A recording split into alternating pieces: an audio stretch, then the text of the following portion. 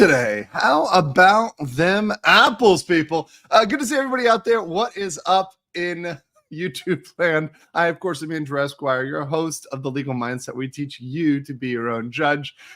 Coming at you today with just as many hand signals as last time. I'm having a great time, and I am having a really good day today because I am, of course, back in Bangkok from being in Thailand. Back in Thailand, Bangkok, Thailand, from being in Japan. Japan is cold. I don't like the cold. So I'm very glad to be in nice, warm, sunny Thailand. And I'm very happy to be here for the holidays with you guys. And I'm also very happy to do another interview today. Now, I know you guys know that I am not a huge interview guy. It's not the point of my channel to be interviewing people left and right and willy-nilly. So I don't care to be interviewing people that I don't want to talk to. But I was looking around the interwebs, and I had a good friend, Mr. Drunk 3PO, Jay, who said, you have to talk to these guys at Project Eggroll. They're really cool guys, right? They're being perfect for you to talk to. They're covering a lot of the same things you're covering. So I said, you know what? I looked over at their channel, said, you know what? They're another, 2,000 subscriber channel that I would really love to see get up to be a 10,000 subscriber channel or 15,000 subscriber channel, because these guys are actually pretty cool. And that is, we've got Philip and we've got Gray. Hello. Links right in there. Thank you. Good to see you guys both. Hi. And welcome to Project Eggroll team over here to Legal Mindset. Thanks for joining, guys. Thank you for having us. It's an honor to be on to be as a guest. It's mind blowing that like you actually reached out to us, which is freaking crazy. Yeah, no, it's cool. Look, I remember when I was like a baby YouTuber, and my channel had, I think, a couple thousand subscribers, and then I think I went on one person's show, and then I just popped up to around 10,000, a little bit under 10,000, but then I kept on going on different shows, and I remember that train to 20K. And that was all collaborating. That was all working with other people. So whenever I see people that are coming up, I say, look, I want to promote them, and I want to have folks see good creators, because we need more people making good content and producing good things on the internet. So whenever I see that, I like to promote that. And, also I wanted to really get your opinion on a lot of the current things going on out there, a lot of the current media, because I think you guys have some really cool opinions and pretty good opinions on things. So yeah, no, it's my pleasure. Yeah, thank you so much again. Thank you. Yeah, no. So let me get you guys questions. So how did you guys meet each other? Like, how do you guys know each other? Can you give me a little bit of backstory behind Project Eggroll? And by the way, you need to explain the name Project Eggroll, because I was talking to my friend in Korea, and I was like, oh yeah, I'm doing an interview tomorrow, and they're like, oh really? And this is my Korean friend. They're Korean American. They're Kyopo. So they're like, what's the name of the YouTube channel? I'm like, Project Eggroll. And she's like, they're Asian? And I'm like, yeah. She's like, that's so racist. I'm like, no, it's hilarious. Like, calm down. That's the best name ever. So give us your channel backstory, the thought behind the name, everything. So I would say like it all started with me, I guess. I used to stream on Twitch. I sort of do from time to time, but when I was streaming on Twitch, I was streaming Fire Emblem Three Houses one day, and then Gray popped up, and he's like, "Hey," and he was giving me a bunch of recommendations and resources on what to do, since he's played the game like 1,000 times. So one day I did not beat that game, by the way. Three Houses. I did not finish that game. I need to finish that game. So me excuse Gray. Sorry, Gray. Sorry, Gray. I didn't finish. Now, which house did you end up starting with? The really dominant European looking one. I think the Blue Lions. The Lions. Yeah, the Lions. Okay. Yeah. Cool. Okay. Cool. Yeah. So I highly recommend beating it, and the fact that the game has multiple the different routes and playthroughs is just really awesome. But yeah, so I was playing Three Houses. Greg was giving me a bunch of tips, and then one day I didn't want to play any games, and I just talked about things that were bothering me in media, and I think I spent like an hour talking about like a live action Dragon Ball Z that might happen with Disney, and I was livid, and I talked about for about 4 hours, and which is a good amount of time. And then one of my mods was like, "Hey, you should start a live streaming or some kind of podcast. Like I think people will be interested." And I was like, "Really? Like, would actually people tune in and watch?" And then Gray was like, "I'll do it with you." I was like, Mhm. "Okay, yeah, sure, whatever." Then the next day, Gray was like, "So are we doing this or what?"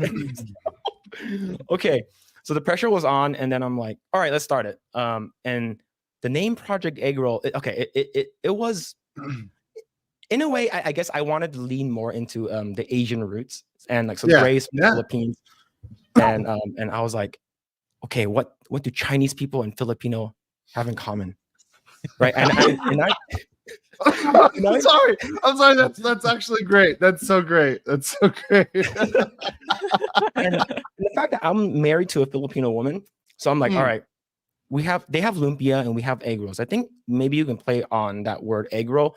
And I just remembered there was a scene in Rush Hour 2 where Jackie Chan and Chris Tucker were tied up, and it's like, oh, so what they were gonna do to us? And it's not that they were captured. It's like we're going to, they're gonna torture us for 3 days. It's like, oh, that's not that bad.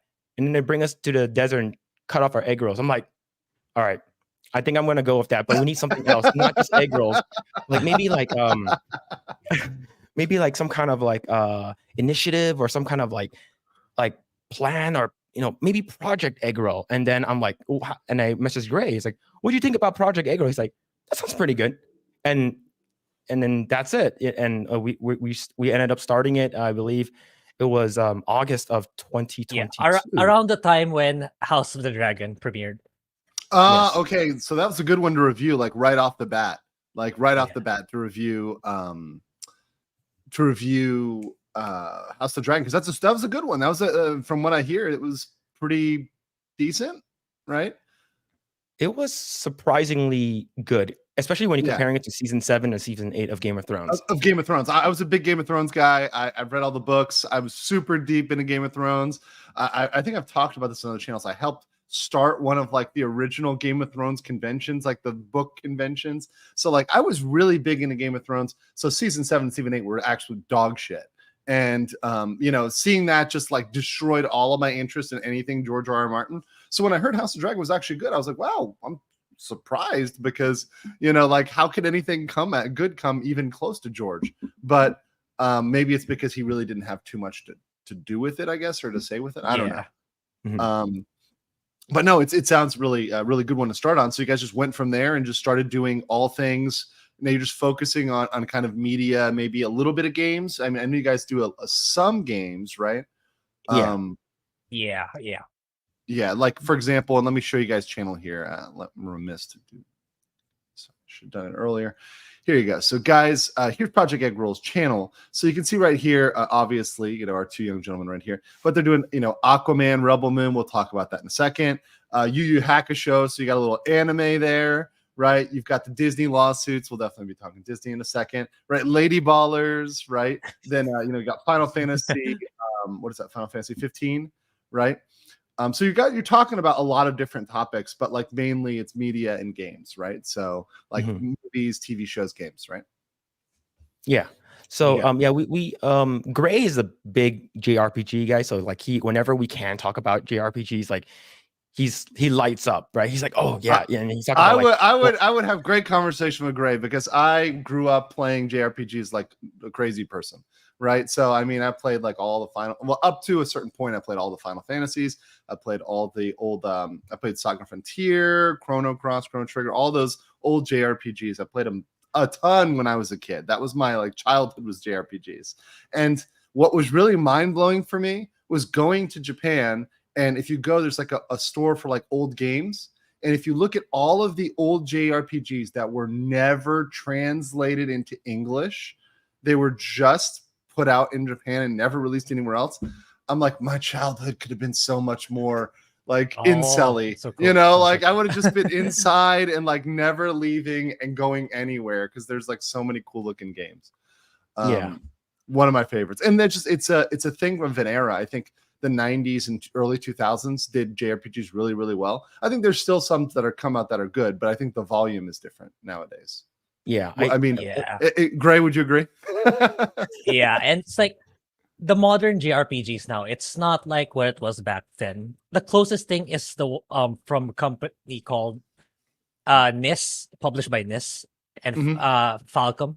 That's probably the most Mm. authentic in terms of JRPG back in the day, because I recently reviewed Ease 8, and it feels so refreshing compared to let's say like Final Fantasy 16, where they focus way too much on the graphics, in my opinion, rather Yeah, than and the gameplay. Yeah. that's the bit that is my main complaint is they focus on the flashiness and like this, like, oh, this looks so sexy and smooth. I'm like, yeah, but the story sucks and the gameplay, the system, it sucks too. I mean, there's a thing to having a system that allows you to feel like progression, right? And also gives you a little bit of time to think, right? Mhm. Quick question. Okay, I have to ask this because I am. What did you think about the? I haven't played the anything beyond the first one, but what did you think about the Final Fantasy remake, the 7 remake? Okay, so Is this a deep question? I played 7 when it came out in 97, right? So I played it, I watched my cousin play it, and I have like the what's it called, the remastered. And from a traditional person that loves the original, Mhm. The game was very good. That the remake was very good until they started introducing the Nomura ghosts. Yeah, it's kind of weird, Yeah, right? and a lot of people who are like big 7 fans, they're just like, they hate the game. They hate what Nomura has done. And whenever anything like Nomura touches, it's just like, no, what are you doing? Why is Nomura ghosted? Why is Zack alive?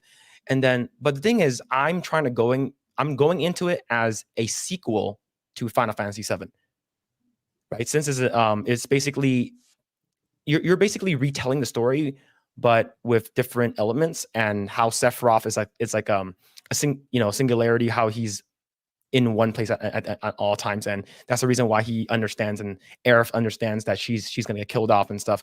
So I'm liking it, but I don't like what they did. But as long as I see it as a sequel to the original and not a remake of it, I'm okay with it. Yeah, so my thought on that part about the ghosts and stuff is I just view it as like an AU, like an alternative universe. Like, yeah, this is not the original thing, so I'm not thinking about it that way. So let's see you try to tell the story again in an alternative universe, like in a different world, in another universe. This happened, and I'm okay with that story if it's done right. And I was giving it time. I don't actually hate. I actually liked a lot of the things they did with it.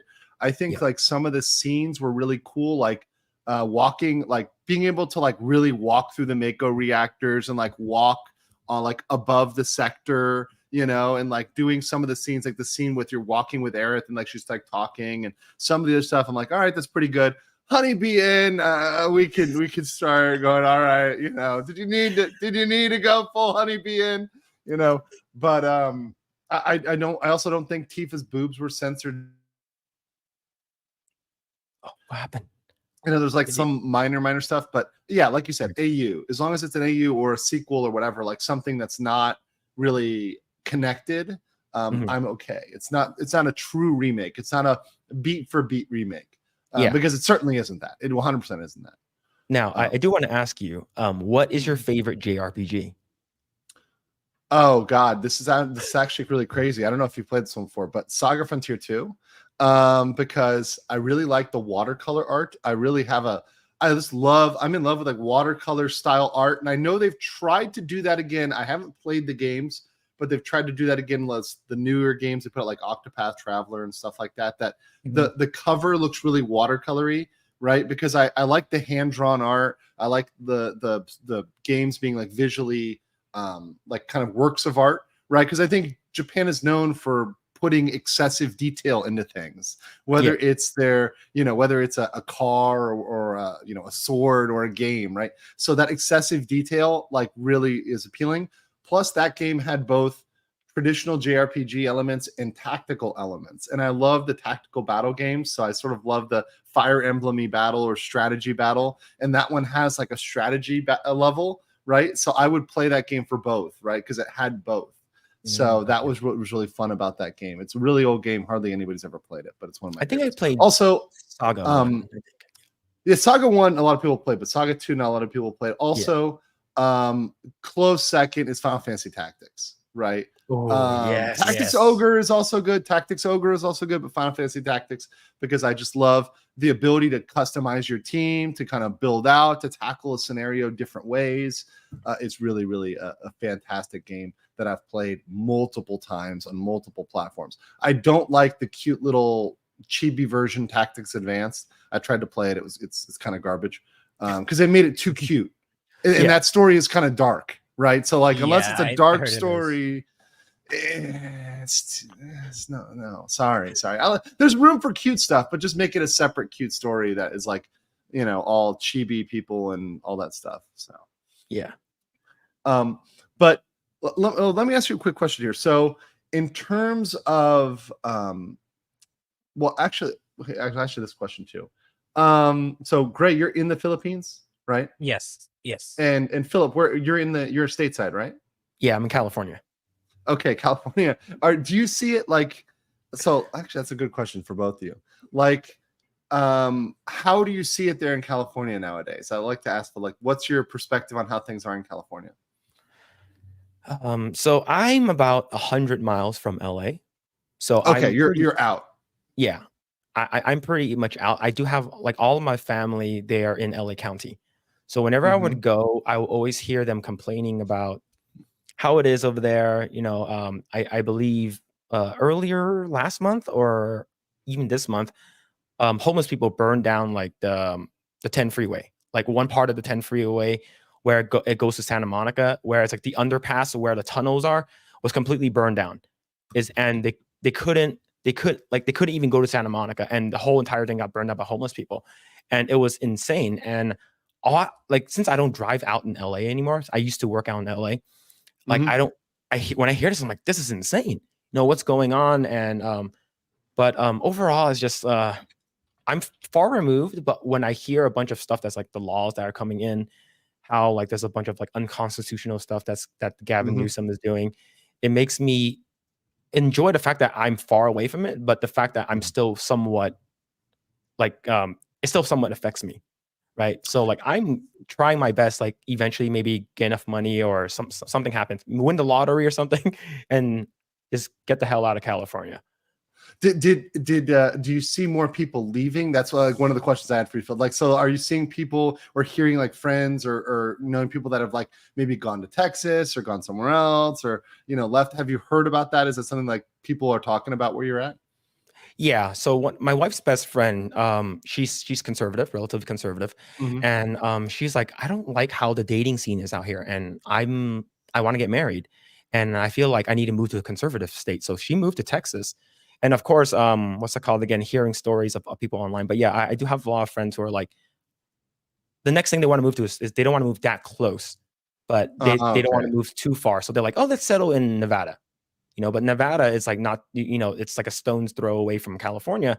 So they're like, oh, we can still drive like 4 hours to like the beaches or something like that if you want to go to Disneyland or something. But the reason why a lot of people don't want to leave is usually family. They have a lot of family here. Like for instance, myself, like I have a lot of family here. Yeah, so, I do too. Yeah, it just it sucks. And but yeah, like hearing like friends who are out of state, they're like, oh, how's it feel to move to Texas? It's like, oh, it's so much better. Gas is like $3 versus $5. And the food here is better.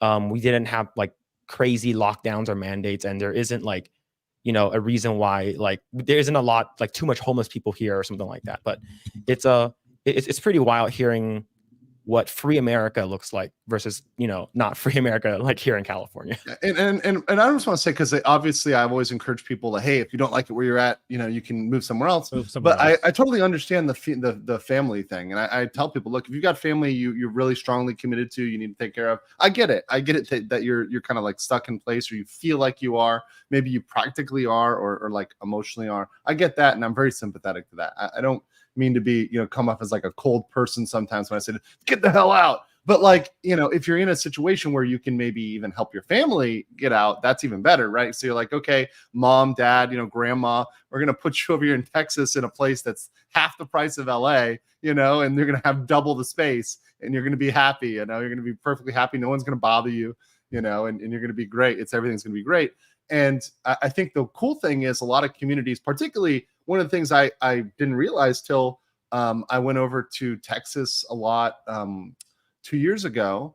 One of the girls who I was going out with was a former sorority girl in Texas, and she was the head of one of the Asian sororities there. There's huge Vietnamese community, there's huge Filipino community there, there's huge Korean community in like Dallas, Houston, like so like there's a lot of places for people to key into, and that used to only be on the West Coast. And I think that's why everybody was there on the West Coast, was because their whole community was there, right? So they said, "Oh, I can't get any good," I don't know. Sorry, Gray, but I'm not down with balut, but whatever. Like, I can't get some good balut, but like, what I mean? Like, they couldn't get something they wanted, right? Like like, oh, there's no dim sum here. I'm like, okay, well, now there is, I think. So I think people can go and move and be a little bit more comfortable, like relocating and feeling like they have people to connect with, right? Like they have somebody there, right? So they're not going to go to a place and be the first person. There's already somebody there. Yeah. Now, Gray, I want to ask you, in the Philippines, right? You don't have to say what city you're in, but like, are you seeing more folks come from abroad? Is that something you've seen increase, or just curious?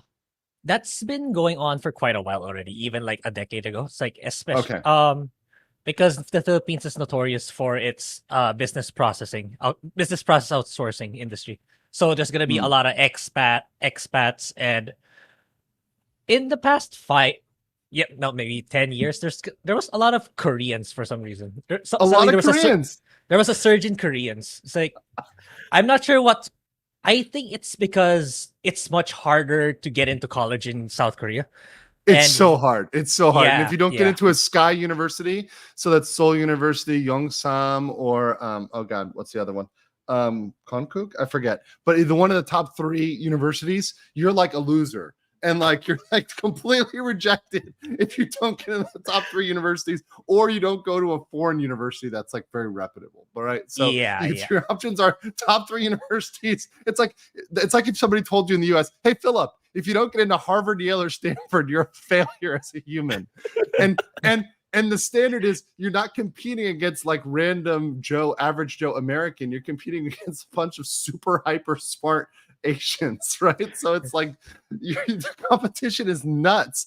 And the funny thing is those universities, if you look at the global ranking, they consider them as lower ranking than like my generic public school. Like I went to University of Florida and University of North Carolina.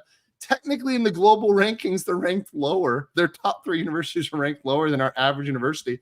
And I say, no, these kids are way smarter. Their grades are higher. They're way harder working. The only difference is that the average wage in America is higher than the average wage in Korea. And that's why they consider you'll get a better wage, right? Because the average wage looks higher. But it's crazy. It's nuts. So a lot of Koreans. That's interesting. Yeah. Well, there's the one thing I found out was, and I learned in Korea is the countries that helped Korea out during the Korean War, they like never forget that. It's like a very big thing for them. So like Philippines, which like sent people, Ethiopia, Turkey, like if there's ever an issue in like those 3 countries, right, they'll like send massive amounts of aid, or like they'll support them, or like send a lot of tourism there, because they're like, oh yeah, these guys hooked us up back in the day, and they like don't forget about that. So that was a thing that I learned, which is interesting, very interesting. Very cool. Yeah, so cool. No, it's good to see that there's more people like living abroad. Obviously, I really support people if they want to, if they choose to, if it's the right thing for them. Moving over here to Asia, it's part of what I do is helping people move here to Asia. But I do need to get to the Philippines. Philippines is on my list this year. It's number 1 for new places to go this year. So I will be there probably next couple months. Oh, okay. So cool. So yeah, I'll hit you up for recommendations, Greg. Oh, okay. Yeah, just don't go to the capital. I'm here at the capital. But literally, that's the number 1 thing I say. Everyone's like, "Do not go to Manila." Yeah, do not go to Manila. It's not worth it. Nothing special. Yeah. Go to our beaches, to our tourist destinations, because Manila, there's nothing to see. There's really nothing to do. I like the beaches and stuff like that. I also like cities, but I like cities that are like pretty put together, and not crazy chaotic. So in a bad way. So I mean, maybe I'll check out like Cebu or Davao or something like that. But also maybe like Boracay, like the beaches, like I'll go to Boracay because everyone goes to Boracay, right? I'll check out other beaches, other places. So people give me recommendations for a lot of islands. So I'll try to fit that all into 2 weeks or so. Cool. Let me get some super chats here, and then we're going to jump right into talking about Rebel Moon. Russell Hall says, if they were planning to connect Final Fantasy VII Remake through a series of games, they should have paced the leveling system better. Yeah, it did get it does at the end kind of get a little broken. And from what I understand, correct me if I'm wrong, but like your materia and stuff does not transfer to the other games? It does not. What's the point? Yeah. Then? So that's the thing I thought too, right? Like all the summoning materia, because fighting, getting Bahamut on your team was really hard, right? Like that's one of the like it's optional, of course, but then it was like super hard. I'm like, okay, cool. So I get all the free I get all these summons going into Rebirth? No. So it's like you don't get do you get any of the levels, like all of the limit breaks that you've gotten, right? Like what about all the mastered materia that you got? Like all of that stuff that does not transfer over, which is super weird. But they're like, oh, but if you played the original, like Final Fantasy VII Remake, or if you even played Intermission with Yuffie for Intergrade, you'll get a free summon. You'll get free this or something like that. So but it's like if you play for 5 minutes, so you just turn on the game and you create a save, right? It's going to give you a free materia, the same as a person who played the game and maxed all the materias, got Bahamut, right? Went back through and did everything perfectly, right? That person gets the same as that. It's just that's nuts. Yeah, that's absolutely nuts. So yeah, that could have been better. Okay, speaking of nuts, though, we got someone who dropped 2 fitties. Leprechaun Goal with a fitty and then another fitty. Thank you so much for the hundo between those two. Appreciate you so much for supporting the channel, and all those guys for supporting the channel. Obviously, super chats obviously help the channel, but what you can also do, guys, is we have right now 225 people watching. Smash a like button. Let's get up to 200 likes. We're at 125 right now. And I know anytime I do anime, this is the really cool thing. Anytime I have anime or anything, even anime or Asian on the thumbnail, it's my most hardcore watchers, and especially people that really, really, really want to go and come in here and nerd out and weeb out. So guys, definitely smash the like button for these guys, and also make sure you're going over and subscribing to Project Eggroll. Mario Trujillo says, to quote my old Asian boss. Oh, let me do an Asian. No matter where you come from, sell Eggroll.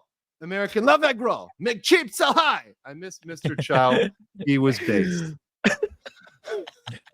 Did I do a good job there? Is that a good one? It was good. I like it. Yeah, I love it. I love it. Yes. See, but this is exactly what we need people to learn. Make cheap, sell high. Guys, go make some money, okay? Go make some money. I'm very much supportive. And one thing I love about being here in Asia, this is one of my favorite things about being in Asia, especially in Thailand, especially Southeast Asia. I'm sure it's the same in Philippines, is that people are hustling, right?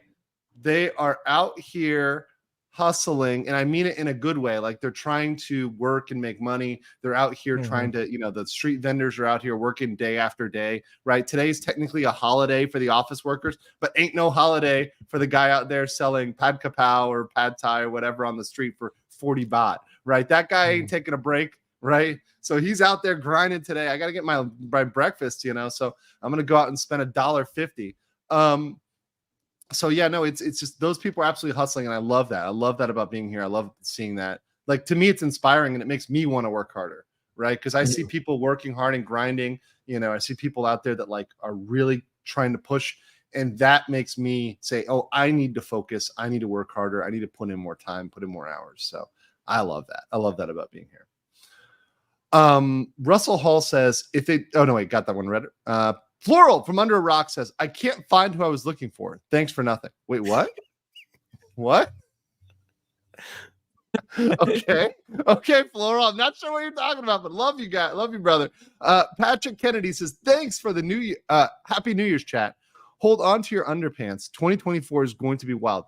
2024 is going to be nuts. We're going to have so much coming out in terms of media for you guys to cover, so many court cases for me to cover. It's going to be so much lawsuits in that next year. It's going to be nuts.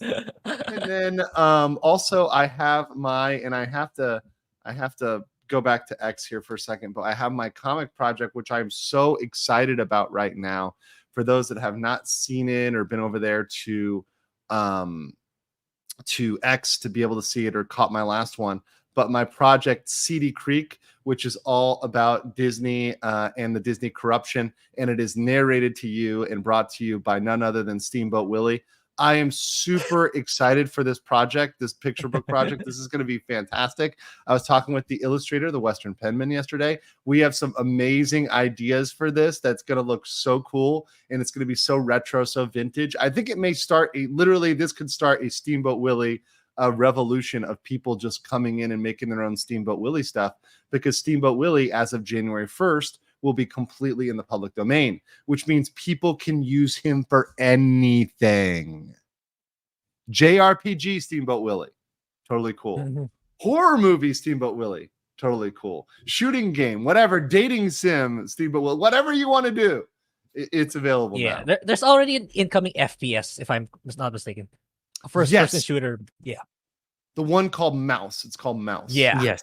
That one looks really good, and I'm really excited about it. It's unfortunately not going to come till 2025, but I know why they're doing it in 2025. They're doing it to be safe, and they're not selling it yet. So it's not going to go for sale yet because they don't want to technically infringe on any copyright. So they may be able to sue them during development, because Disney is a bunch of persnickety, procedurally ticky-tacky corporate shysters, so they would definitely 100% do that. Let's see here. We got some memberships, so thank you, Bella Stella, for the 20 Legal Mindset memberships, and Patrick Kennedy for the 5 memberships. You guys are both longtime supporters of these channels, so thank you, Bella. Appreciate you sending those memberships so much. Thank you.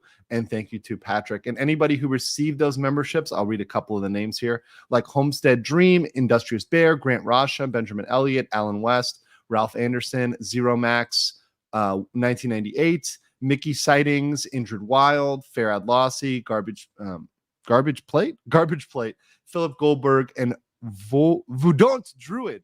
All of you guys say thank you to Bella and Patrick, because your membership is thanks to them. I think this is another 50 from Leprechaun Gold. Let me check. Probably. Thank you so much for that, Leprechaun Gold. Merry Christmas. Appreciate that. Appreciate you sharing the Christmas, New Year's love here over here on with us on the team. You guys are really what makes me able to do this day to day, day in and day out. Eclipse Warlord said, hi, everyone. What did I miss? You missed us talking about JRPGs, but you have not missed us talking about the bestest movie ever, Rebel Moon. So let's get you guys review on Rebel Moon. So here we have the Zack Snyder version of Star Wars, essentially, right? That's kind of the backstory behind this. Is that it was going to be Star Wars, correct? Yeah. According to what I heard, I'm not sure if this is true.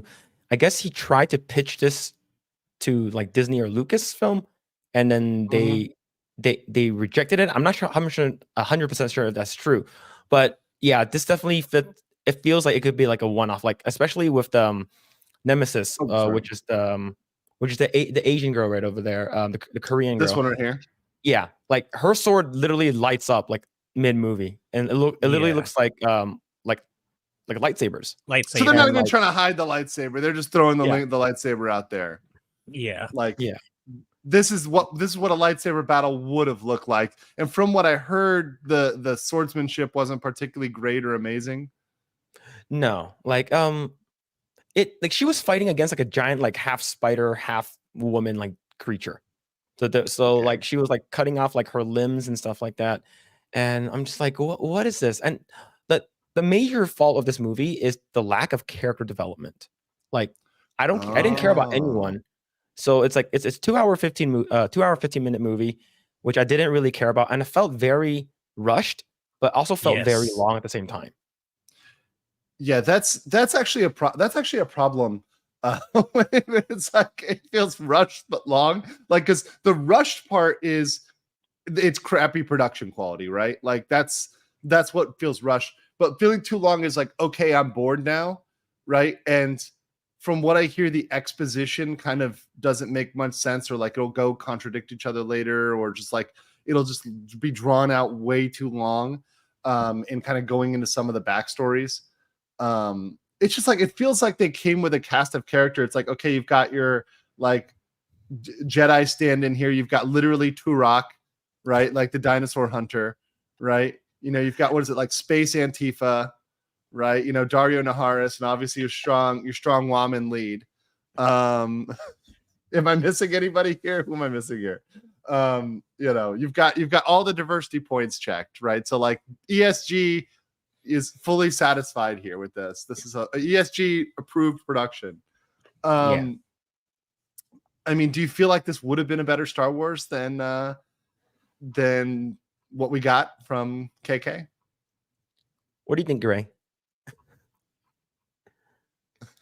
That's a back question. Which is worse, Disney Star Wars sequels with Rey, right? The Rey trilogy, I'll call it, right? Or this. I guess just going on the first film, because it's the first of 3. Yeah, like the fact that, like, okay, if Zack Snyder wanted his full movie to come out, why didn't he release like just release the rated R version at the same time? So like there was supposed to be a what's it called again? A rated R version, but he's like, okay, oh, he disappeared. That's okay. He'll come. He can wander back in. Go ahead. Yeah, I know there's supposed to be a rated R version, but from what I hear, he's going to do some sort of delay where there's going to be a part 2 here, but he's going to release the rated R version like sometime around when they release the part 2. Yeah. It's now here's the thing. It's sorry.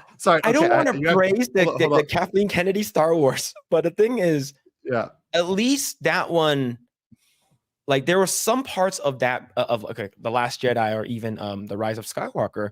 There's some parts that I like they're mildly entertaining, and there was at least some kind of like cohesive like writing to try to tie things together. For this movie, I didn't care about anything at all, and the writing was lacking, is because they're basically on a Final Fantasy fetch quest kind of thing. It's like, okay, I think Kai, which is played by Hunnam, he basically goes around and he's like, okay, I'm going to chauffeur you to different planets or different places to recruit people. And it's like, okay, sure, you know, we're going to find another person to recruit. And I'm not sure if we played like Octopath Traveler. It's basically like that. I have not played Octopath Traveler. Is it good? It's bad. Like it's like Octopath Traveler. I like Octopath Traveler, but like what they try to do is like they basically go recruit people with giving you little backstory. And in Octopath. No, in this movie. Sorry, in this movie. Okay. Yeah, but in Octopath Traveler, they try to like at least, okay, here's a character, here's a backstory for like an hour or two, and then you recruit them. Versus this one is like, here's 5 minutes of backstory. That's all right though. I'm okay with that. I'm okay with like, okay, you're going to recruit a character, you get an hour of backstory in a game, right? Mm-hmm. In a movie, when you've only got so much time, and you're giving like, I don't know, 30 minutes of the movie to like one character's backstory or whatever. It's like in the movie is 2 hours or 2 hours and 30 minutes, right? Mm-hmm. Like that probably is too much, right? Like you probably can go with like a badass intro scene and being like, okay, this person is badass. All right, they're on the team. You know, like a very quick clip. I almost think, have you seen the movie Smoking Aces? I don't think I have. So this is an older one about a bunch of assassins, and it's about a bunch of assassins that are competing for the same bounty. And so in the movie, they have to introduce the assassins. There's a ton of them, right? And they have to introduce them. And their introduction for each of them is a very short clip, but it correctly shows their personality. Almost like, for example, Oceans, right? Oceans 11, the first Oceans 11, where they introduce some of the characters, and they just kind of show them doing stuff. And as soon as you see them doing stuff, you know exactly who they are. You know, one of the characters is blowing things up. Don Cheadle's character is blowing stuff up. The two brothers are just being rednecks, racing cars, you know. Like, you know who they are because you see the character, right? Yeah. That's all you need. That's really all you need. Yeah, for this movie, it would have been a lot better if it was a TV show. Like you get like each episode to like introduce a character and make me invest in this universe that you're trying to build. And like for me, I don't really care about part 2. And I know it's coming out next year, but like who cares? Like, and it's basically like this movie is basically like 4 or 3 different movies like compiled into one. Who is a stronger woman though? Is Rey a stronger woman? Like, who is a stronger woman? Who should I support more as my strong woman of the day? Okay, so I would say Rey is always going to be a strong woman for sure.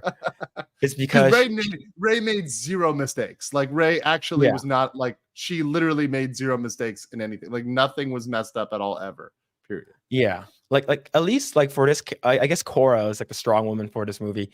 Like one of her colleagues died, and she got captured at the end, like near the end of the movie, where like she got betrayed or double crossed by one of the characters, and then like she didn't see that coming. Rey would probably have saw it a mile away and like dispatched the bad guy like immediately when she found out. She's like, I read your mind and I knew you were gonna betray me, and I preemptively killed you. It's like, what? Like, how is this enjoyable for anybody, right? Like without like a satisfying double cross. Let's see. Let's see here. Oh, sorry, I got some old ones backed up. Marsupial Gamer said, "Forgot I had a free chat. Best JRPG ever. Final Fantasy 6. 6 is very good. 6 is very good. 6 is my favorite. Yeah. Xander's Rant, who's actually also in California and also Asian, says, Asian guys in this community, shocking. I live near Disneyland. You guys need a videographer, animator, editor. Well, yeah, he's a really cool guy. If you ever need anybody to do any animation at all, he's a great guy over here at Xander's Rant. Hit him up on Twitter. He is around. Deha Ko, my Kyopo brother over there, said in 10 legal mindset memberships. The Asian's coming out big today for Project Eggroll. Appreciate that. Gonna throw in some kimchi today for you, Deha. Actually, I had some really good potsam the other day, which was really, really delicious. Gray, welcome back. We're talking about Asian food, so okay, we're good. Yeah. We're good right now. But yeah, thank you so much, Deha, for the 10 legal mindset memberships, and you guys who were helped out by Deha there. Say thank you. That is Maria, Heartbreaker, Bjorn, Liberty or Death, KB, Devil Eyed, Elvis, Scott B, Vandy, Alex, and K-Reg. Not Greg, but K-Reg. You guys say thank you over to Deha for being such a base Chad. Is this live? Says comparing Rebel Moon to Star Wars sequels is like comparing drinking gasoline to motor oil. Both might just kill you. So yeah, Gray, my question was, which is worse? And this is hard, Star Wars or Rebel Moon? Yeah, it especially Disney Star Wars, right? It's a tough question. It's a really tough question.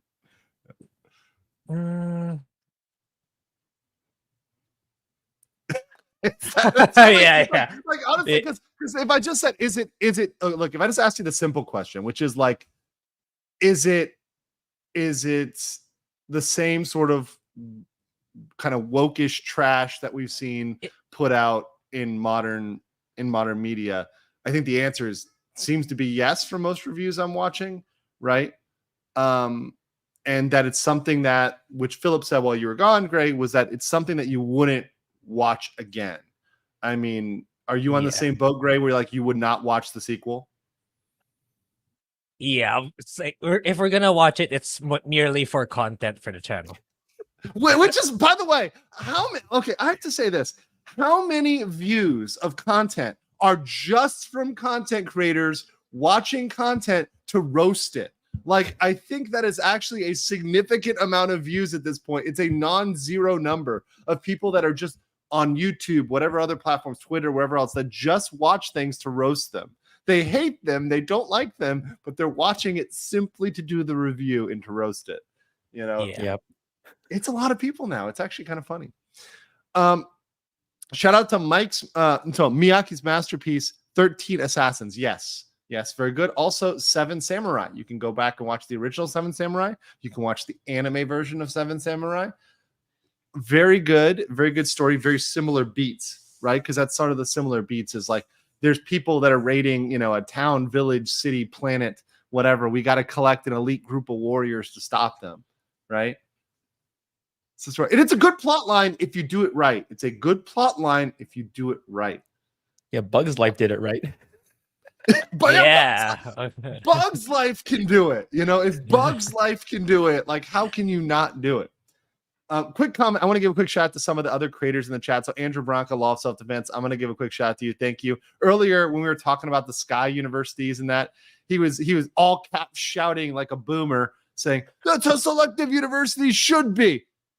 I understand, Andrew. I understand. Okay. I understand. It's not my fault. The people are retarded, as they would say over there.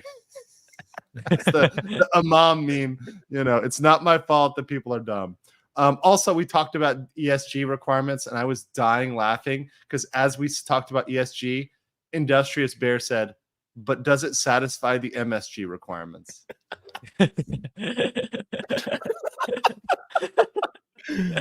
I mean, there's one Asian character. There's one Asian character, right? So like Rebel Moon has one, right? The woman, right? I think that's it, right?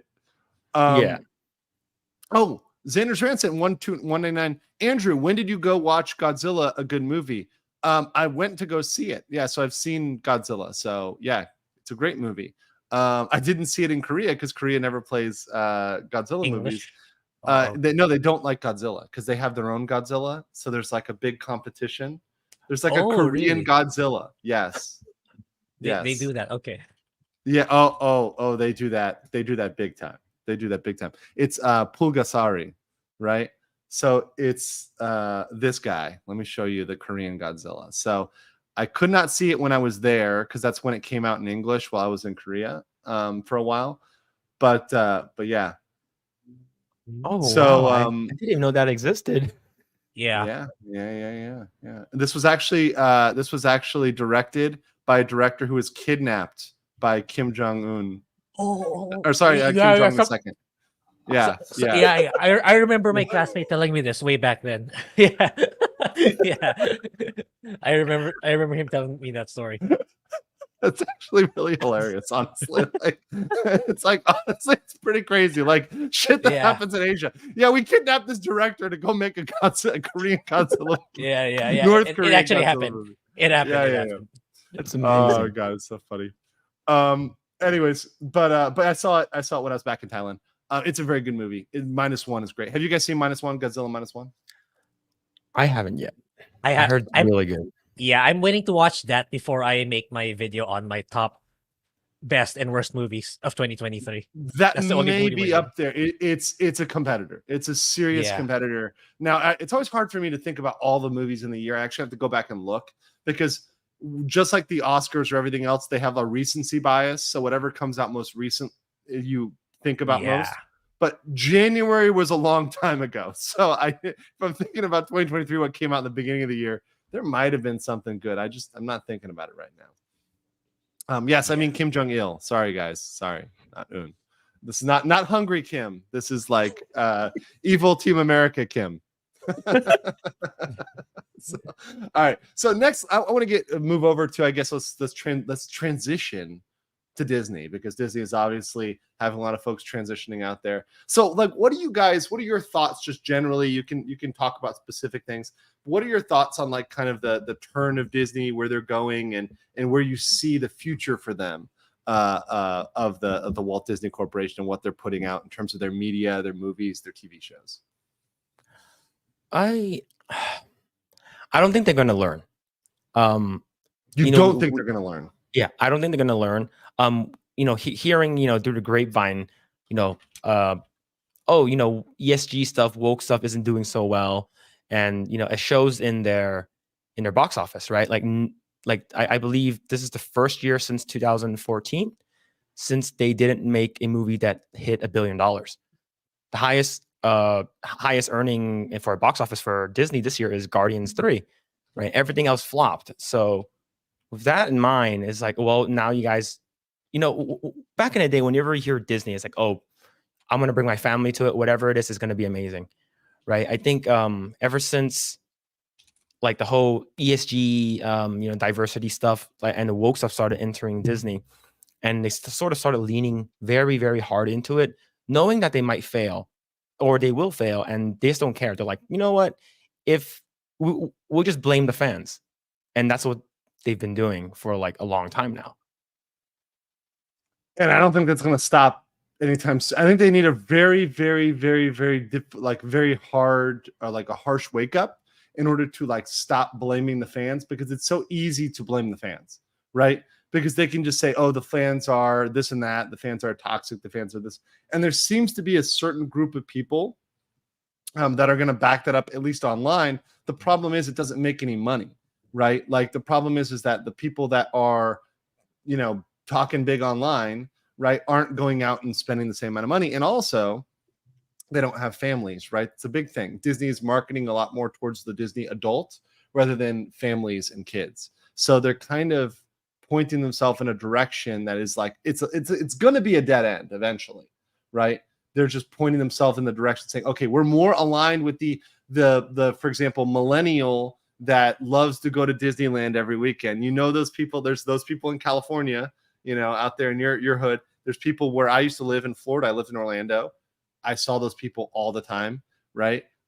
Even out here in Asia, it's a little different though. It's a little different in Asia, right? Because the experience at Tokyo or at Shanghai or at Hong Kong, there's no trans people working at those parks. Let's just start with number one, right? That's just not happening. And number two, things like when they wanted to change Splash Mountain, Tokyo was like, actually go fuck yourself. So like because they didn't want to change. Yeah. They're like, we're not changing Splash Mountain to Tiana because nobody cares about Tiana here. And certainly if you start trying to put Tiana stuff in China, I'm being real here. Tiana is not going to sell a lot in Shanghai or in Hong Kong. Just being real, keep it at 100, right? Yeah. So I think that's something that is a little bit of hope for the stuff that's over this side of the pond. Also, they don't control it, right? Other corporations control it. But in terms of what they're doing in LA and doing in Orlando, you see it taking the nosedive. But there's still a lot of love for the old classic Disney. I mean, a lot of people wear the classic Disney stuff, the vintage Disney stuff. So I think there's still like going to be a lot of love for it. And a lot of people that do love it, like even me, I grew up on it. I love it, but I hate to see them constantly putting out more garbage every single day and killing off series. Like they've killed Star Wars, and you've got it right. You've got it right here. Where you had it with X-Ray Girl, and I didn't watch this one. I'm just looking at the thumbnail here, but you guys said it right here on your channel. Marvel is dead, right? So it really is now. I mean, maybe you guys can think about this. What do you think they're going to do with Marvel after the Jonathan Majors kind of controversy? So Kang, the villain, has to go. What do they even do now? I'm gonna let Gray talk because I think I talk too much. No, it's all good. It's all good. I mean, Gray, what do you think? I was browsing Facebook. Then according to Fandom Wire, there are rumors that Ryan Gosling is going to be the new Kang. That's incredibly strange. No, that's no way. There's no way you're going to bring in the whitest guy ever to be Kang. Yeah, but it's I would think it's strange at first, but at face value. But if you think about it, Ryan already did Ken in Barbie, and as you said, he's a white guy. So it's like, given what we know about Disney's employees nowadays, it's just too tasty for them not to eat it, right? Oh, white guy is the villain. Let's bring him in. I mean, that's how I feel. It wouldn't make sense as a villain, right? Because look, at least with Kang, it was a man, right? So they're like, all right, we get half the points, right? So like, obviously, it's at least an evil man, and we can get away with that. But having to switch it to a white guy, I mean, that would be absolutely great. Although it's funny because you bring up Ken, like most people now view Ken as the hero of that movie, right? Yeah. I mean, like a lot of people like have said, no, Ken is the real hero here, of that, and like they're like standing for Ken. So I think that in a way their attempt to make him, I guess, maybe bad in that or look bad, like completely backfired on them. When they tried to Ken Gosling. By the way, this was my casting for the story of Shaka Zulu. I put this on X. This is my intended casting for the history of the Zulu people in Africa. Is obviously with Ryan Gosling. Perfect casting. That was when they were casting. That was when they were casting a an African as Cleopatra, right? And Yeah. or an African American actress as Cleopatra, right? And it's like, well, they were Greek, so there was that thing. But let's not look at that. Let's not look at that. No, yeah, I get you on that. That would be absolutely hilarious if they do sub them in. But I don't know what they'll do. I really don't know what they'll do. So, I mean, we'll see what happens. But the point is that I don't think anybody's watching any of those new Marvel movies or films. And to me, watching, what movie did I watch? Oh, I watched the Marvels on a plane, right? So I watched it on a plane to see how bad it was. You have to watch like 7 TV series and then a bunch of other minor movies that like you may not have watched, you may have skipped, to even sort of start to understand these things, which is completely not how the movies were before. The movies were always movies where if you were just a standalone viewer, you could understand the movie. But if you had knowledge of the comic books or you had knowledge of all the other movies, you got the Easter eggs, right? But it wasn't required reading. But it feels like now they're trying to make you read. They're trying to make you do all this required reading, like through all of the TV shows, most of which are horribly woke, in order to understand Marvel, which I think is one of the reasons why they're failing.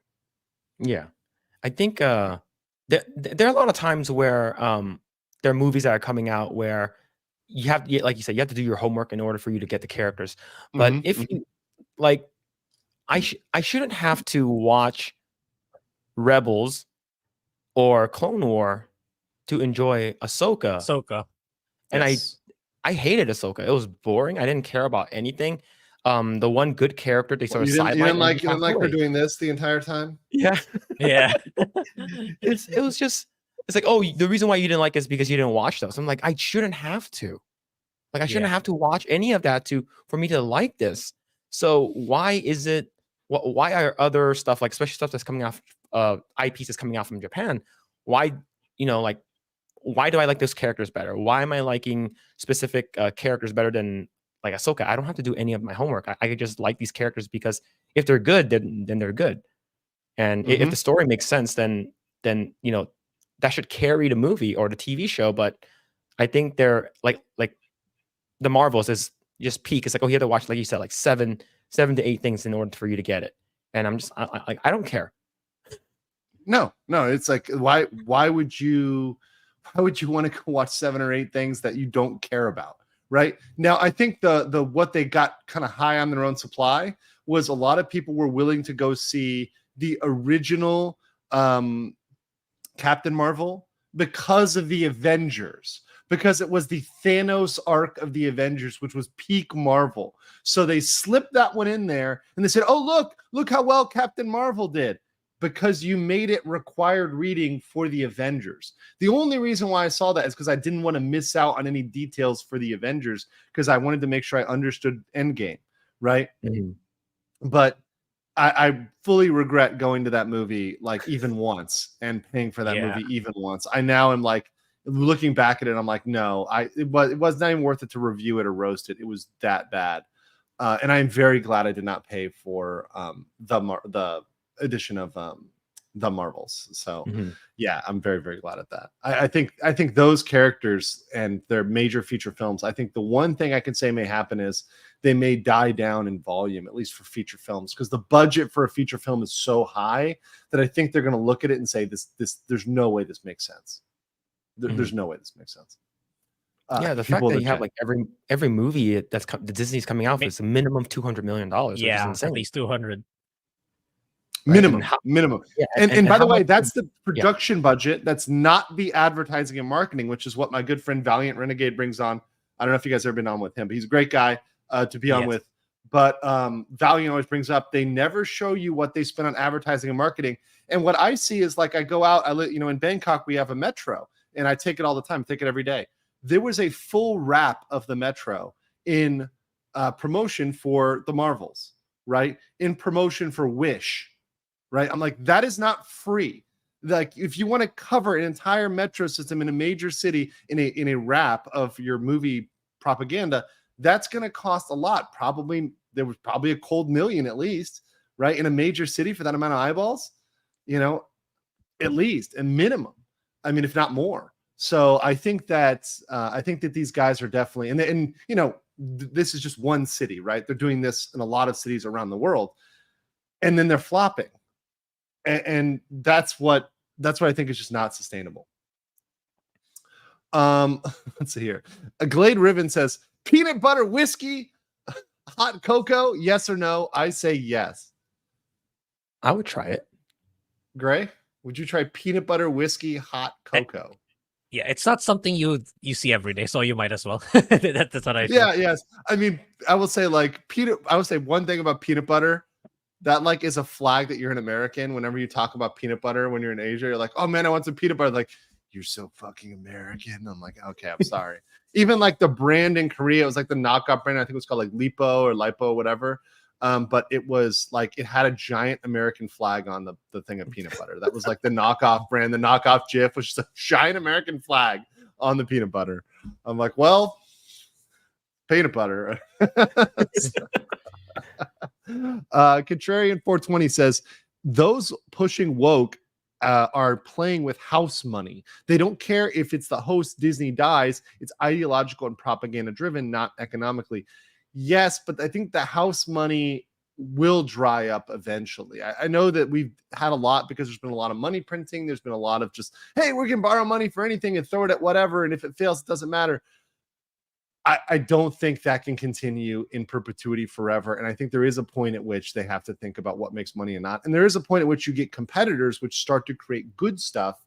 And that's where I think I want to transition here. So we're talking about bad stuff. I want to talk about some good stuff. I want to talk about some stuff that you guys like, whether it's other things you've seen that are great, whether it's anime, whether it's stuff you've seen from other places, independent media, Asian media. I mean, if you guys can both, maybe one from Philip and one from Gray, things you've seen lately that you've really, really, really enjoyed. I mean, for me, like I said, I do a weeb stream about every month. So I'm like really enjoying like watching anime or manhwa or whatever else, right? That's what I'm really big into. Because I think there's really good stories to be covered there. There's really awesome stories to be covered that are not being covered in the West. And they're very adult stories, right? Some of these stories are very, very, very adult, like Berserk style of anime. And they're something that's just not being told in Western stories. But what are some things from you guys? Go ahead. Take it away, Phil. So, I love shonen stuff. And shonen, I didn't know until recently, it means like teenage males, like male boys and stuff like that. So, Yes. I didn't know that was the actual translation. So that's what the big three that I grew up with, but I only watched two, was Bleach and Naruto. So I watched that and read that all of it, or most of it, in high school and college. And then my brother's like, you should get into One Piece if you like shonen stuff. Like if you really like it. It's been out for a long time. I'm like, how many chapters? He's like 1,000. He's like, yeah, I'll like pass, right? I don't want to have to sit there for 3 months and then just to catch up.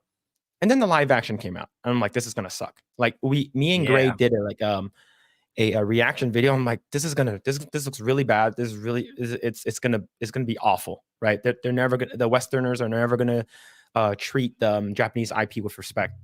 Lo and behold, we watched it. It literally like subverted my expectations in the bestest way possible.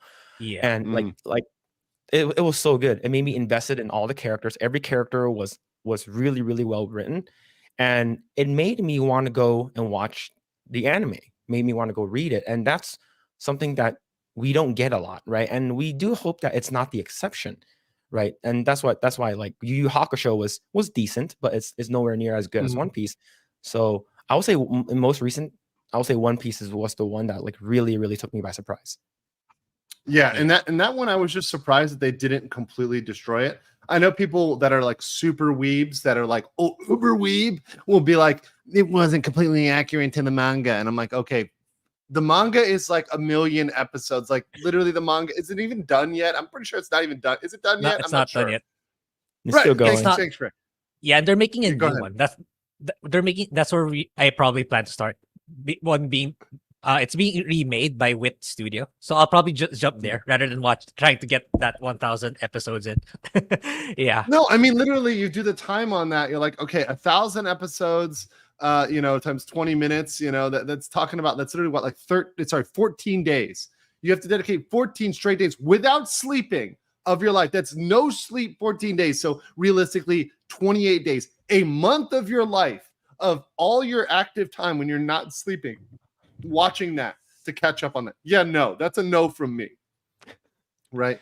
Like Yeah. I even if I really like something, there's a point at which I'm like, you need to just wrap it up. Like you need to come to a conclusion on this, put a button on this, and kind of come to an ending. Stop milking it. Not that great. But real quick though, I want to point out, you said something that's really important, and I really want to hit this because a lot of people don't notice this, and you notice this, Phil. Before we get to you, Gray, don't worry, we're getting to you. Is the marketing, right? And this is something that people don't get. That I want to say Asia, particularly the Japanese, have been doing it in the manga industry forever. They understand that different genders and different ages want different type of media. So they literally segregate and specifically market to different people. Now, just because, for example, shonen is targeted towards teenage boys, that doesn't mean that adults won't like it. That just means their target is teenage boys. Anybody else who happens to like it is a secondary market.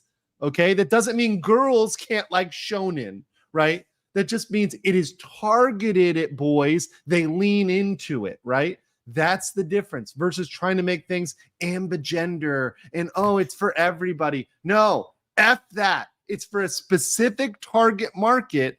Anybody can watch it, but it's for a target market, acknowledging that people are different. Shonen is for teenage boys. Seinen is for, I'm pronouncing this wrong, my weebs are going to go crazy here.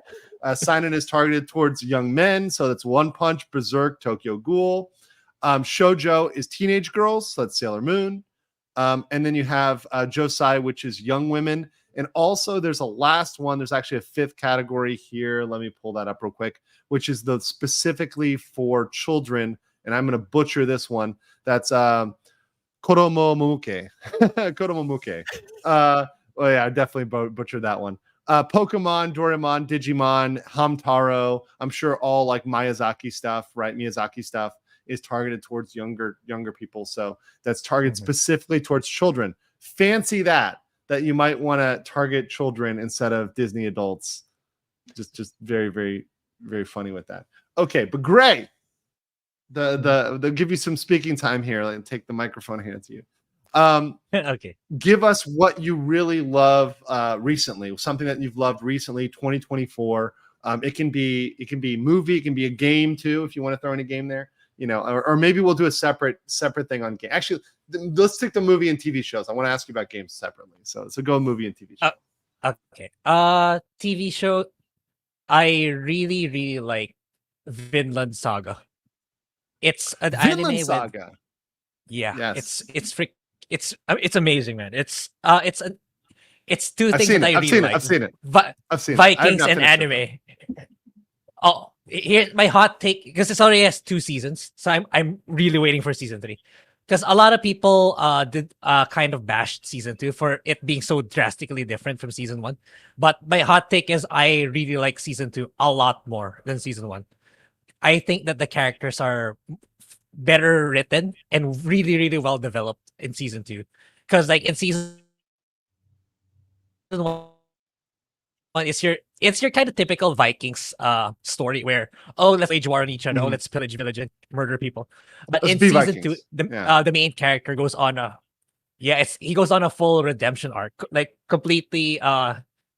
It's so I don't think I recall seeing another form of media or entertainment that you see the character go on a full-on redemption arc from a revenge story, right?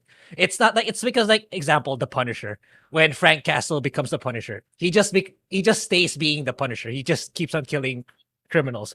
But here in Vinland Saga, it's like after he loses a loved one, I won't say who. After he loses a loved one in season 1, he goes on, like, everything he did in season 1 to get his revenge, like it really goes full circle on him. And he actually becomes a full good guy.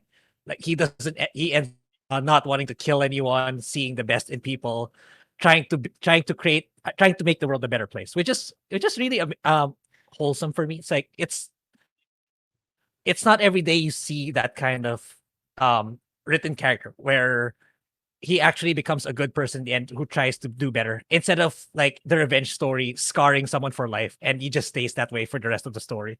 And yeah, it's like all the characters in Vinland Saga is there's even the perceived bad guy. I don't really consider them to be bad guys either. It's like I understand the author wrote it in such a way that I I can sympathize even and understand why the king will do this and do that for what he thinks is the best thing. Then towards the end, everyone comes to an understanding with each other, which is what I really love about the TV show. I am really excited for season 3 when I don't want to spoil it, but it's when I think things start to get more interesting in season 3 when they take the voyage to the new world. Oh yeah, because that's obviously what they have to get to because that's like part of the plot, right? Was like the new world, right? Because Vinland is supposed to be like Greenland, right? Like in like Canada and stuff like that, like the land in the new world, right? So yeah. No, that actually really was surprising to me. I watched it up to the part where I didn't get to the part the who dies, right? So I was like, do not spoil it, motherfucker. But I got up through a lot of the fight scenes, and I think like someone said, I think Alfaria said in the chat, people expect Vinland to be another shonen fight anime, and they go seinen or seinen. I know people are saying it's seinen. See, I got the comment here. See right here, I got it. Seinen. I knew it. It's always anytime I talk about weeb stuff, everyone's like, it's actually. Hold on, adjust. It's actually. I'm like, all right, all right, bro. I love you. I love you guys. I love you guys. But the seinen, right, anime, and people got mad about that, right? Because it wasn't like a fighting anime or like a Vikings power battle anime. It goes into a deeper, more adult story, which is like when you've been scarred by war and you're trying to recover from that, right? Of like vengeance and war and death and trying to find a life after living a pretty brutal life, which is a good story. If it's done right, it's always a good story. Yes. But it may subvert people's expectations because they wanted to just see fucking jacked Vikings just gutting each other. Yeah, which is what happens in season 1. But in season 2, it's so drastic. Because like especially in the final half of season 2, you're gonna be crying a lot. It's like they made the maid story really, really interesting. A maid. They made such a compelling story. And it's like I don't want to go into details because like I don't want to spoil it to people, but just watch Vinland Saga. Especially try to reach season 2. I really loved season 2. Okay. Maria Trujillo says peanut butter, root beer, and ketchup, Mecca. I like Mecca. I like peanut butter. I like root beer. Ketchup, I'm actually indifferent on ketchup. I can do ketchup or not ketchup, but I don't know. How do you feel about these? And Gray, are you a fan of root beer, ketchup, and Mecca? Mecca, probably the best thing is the most that I've exposure to is Gundam Xenogears on PS1. Oh, okay. We're gonna talk about that in a second. We're gonna talk about Xenogears in 1 second. I saw the comment. I saw the comment here. But yeah, okay. How about you, Philip? Do you like root beer and Mecca? I do like Mecca. Of course, like Gundam is and like Gundam like Armored Core. Armored Core too. Oh, thank you for Armored Core. I really like those. A lot of the Armored Core games, especially the ones that have a tactical grid on it. I like those as well. Yeah, I used to play like a lot of like Super Robot Wars. Like when it was like I can't even read Japanese. I just play it, and I did play what's it called? And I of course I used to watch Escaflowne. I'm not sure that's considered one. And then like Escaflowne is Mecca. Escaflowne is for sure Mecca. Okay, yeah. And then same thing with Big O when it was on Toonami. Oh, Big O is great. I used to watch it on Adult Swim, like Big O at the end of the night, because it's Mecha Batman. Like, how can you not like Big O? Is literally if you like Batman and you like Mecha, you like Big O. And I forget, I'm remembering now the whole theme of Big O. Now it's like, oh yeah, okay, I get it now. But yeah, Big O is absolutely amazing. That story was great. The Big O story was fantastic. So yeah, okay, let's get in. We're going to talk about video games, and DWAT gave us a perfect 19.99 super chat to transition us to talking about video games. So it says, question for Philip Chan: which is the better RPG, Xenoblade Chronicles 2 or Suikoden 2 in your opinion? I'll just put it out here. Suikoden is my jam. So if you're asking me, I'm going to pick Suikoden every single day. Now I like 2. I also like 3 a lot. I like 3 a lot. So I don't sleep on 3. A lot of people give 2 as number 1, and look, 2 is very good, but I like 3 as well. You know, don't sleep on 3. But go ahead, Philip. Okay, so I'm not as big as a JRPG fan and Gray, and so I have never played any of these. Oh, Gray, can you answer this question? I have some idea with Suikoden 2, and Xenoblade Chronicles 2 is in my list to cover in my personal channel, and I also there's gonna be a spiritual successor next year. It's called Eiyuden Chronicles, 100 Heroes. Eiyuden? So Eiyuden? Eiyuden Chronicles. It's from the same creator of Suikoden. So he's gonna make another Suikoden. So it's gonna come out this April. So I plan to cover that after I'm done with Persona 3 in my main channel, in my personal channel. Okay. So the art looks really good on this. This is the type of art that I generally like. Let me show this the art, like the art style of this. If this is how they do it, like this, like I actually really like this art style. Right? Like it does look really, really good. Now there's it's a little bit of computer generated, but it still looks really good. Yeah, I think that's the spin-off game, Eiyuden Chronicles Rising. The one that's coming out is the actual Suikoden one. You get to choose 3 characters, and there's hundreds of endings too. So I'm gonna talk about that in my channel when it comes out. But yeah, in terms of which is the better game, I think in terms of accessibility and for not in a negative way, modern audiences, I think it's Xenoblade Chronicles 2. That's more accessible for people. But in terms of if you're a more hardcore JRPG player, I would think it's Suikoden 2. Yes, I mean, if you love JRPGs, Suikoden is great because, like you said, it has multiple endings. You get to pick the characters, right? There's there's always like the ending for each character, and then there's the ending that's like the unified ending, right? Like the true ending, right? Yeah. So you're always like playing through to get that right and to like get to that point. Like it's if you want to invest good time in a JRPG, you want to sink some time in a JRPG and feel immersed, I think Suikoden is a great one to do that, and I feel like it's very rewarding. The stories generally tend to be pretty rewarding. I hope that this new one keeps the runes. The runes are so cool. Like the rune system in Suikoden is so awesome. So I do hope they keep that. Yeah, and I think they're returning the. I'm not familiar with Suikoden, but a lot of people were cheering that they returned the war system in this one. Yes.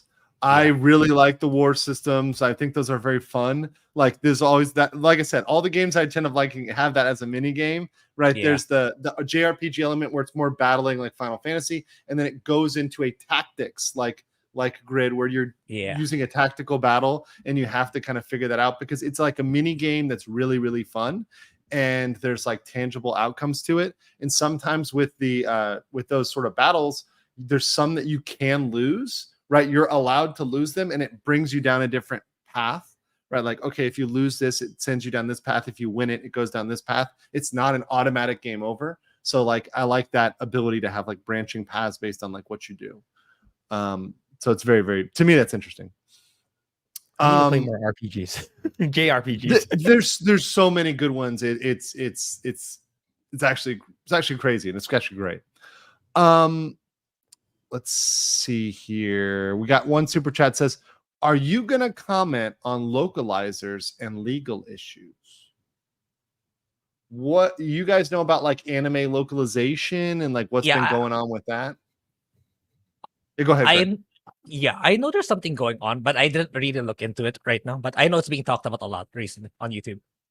So according to what I know, and this is probably like me like watching a bunch of other videos. I believe AI is taking over, if I'm not mistaken. Really? And, for localization? Yeah, like at least for most of the localization, like I heard that like they're the translators like and localizers at like Funimation are like really scared that like they're gonna take away their jobs. So but the thing is that like when we talked about shonen earlier, I think it's like Dragon Maid, I forgot what it's called. Dragon Maid was localized, and how it was localized by Funimation, it was basically they added a lot of like, oh, the reason why I changed my outfit was because of the patriarchy, which just wasn't the Right. actual translation, right? So what they're doing right now is using AI to like translate it word for word, at least to make it make sense. So you're probably going to translate like 80% of it, and the 10% of like the front end and the back end is going to be done by like a person. So I think that's if that's the issue Weird is talking about, like that's as much as I know about it. Mm-hmm. Yeah, and that's something I've heard too, is that like they've been translating with AI, but also like AI is programmed to be kind of woke, right? So like because AI is like it's programmed by people, like AI is not true AI. It's based on like the thoughts of the people that programmed it. So they're programming this woke stuff into it. So it's stuff like, oh yeah, this is because I'm transitioning, or like, oh, these aren't my pronouns. Like I've seen those in localizations, like them talking about pronouns, and it's like that's definitely not something it's not a thing in Japan. Let me just spoiler alert, that's not a thing in Korea, Japan, China. Like, I mean, I'm sure down in the Philippines, you're not having huge pronoun battles every day on the streets. It's not a thing. It's just literally not a thing. So, you know, it's just it's very funny to see them put that in there and try to pass it off as, oh yeah, that's just the translation. I'm like, no, that doesn't even exist. You're literally having to manually insert that into the thing. So I think there's going to be a problem with that, which what you get is you get people that are independently localizing, right? So they're saying, okay, especially for manga, they're saying, okay, we're just going to translate. We're going to have other people that are translating this by themselves, because there's going to be like the based people that are translating it and like the woke squad. It's going to become the X versus, you know, CNN or something like that, right? So it's going to be two different sources of information. I think. So it is a problem, but people get worried about it. And one thing I will say is I don't see anime changing though. People get worried about anime itself changing. I don't think in terms of the original Japanese translations, I don't think they're caving to this stuff. I don't think they're changing. Yeah. It's only the corporations and the localizers on the state side that are changing. Gray, you said yes. You think so too?